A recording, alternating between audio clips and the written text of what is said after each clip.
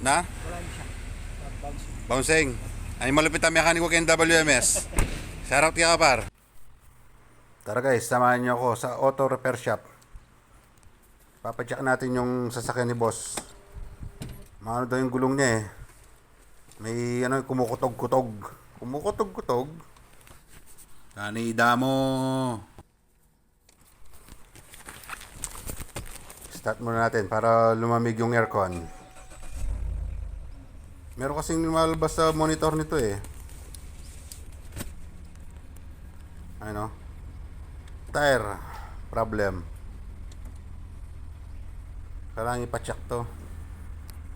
Kasi delikado eh. Ito, malapit na tayo sa WMS. Dito pinapagawa ni boss yung lahat ng sasakyan niya eh. Korea ng mayar nito. Tsaka meron silang ano, Koreang mechanic.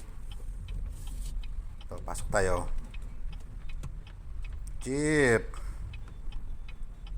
Tingnan mo Chip, sasabit to, malaki yung sakyan kung dala ko. Dito kasi may mekanikong Korean eh.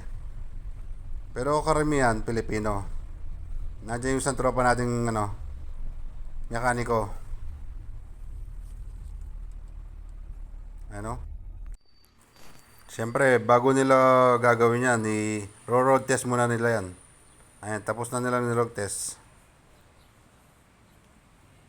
Ito ang pinakamalupit na mekaniko nila. Tropa natin yan. Kung nakikita nyo, malaki yung sakyan ni boss. Pero pag sinakyan nyo na to, tapos din-drive nyo, maliit na lang to para sa inyo. Nangasabi mo par? Na? Bouncing. Ay malupit ang mekaniko kay WMS. Shoutout ka par. Itong malupit na mekaniko dito to. WMS. Kasi nagulgulong na par. Kamapangan niya naman ni. Nya kining video ko, kining vlog ko, magtagalog ko, pero kamapangan kinin ni. Magkasakit ko rin magtagalog kaya kayo.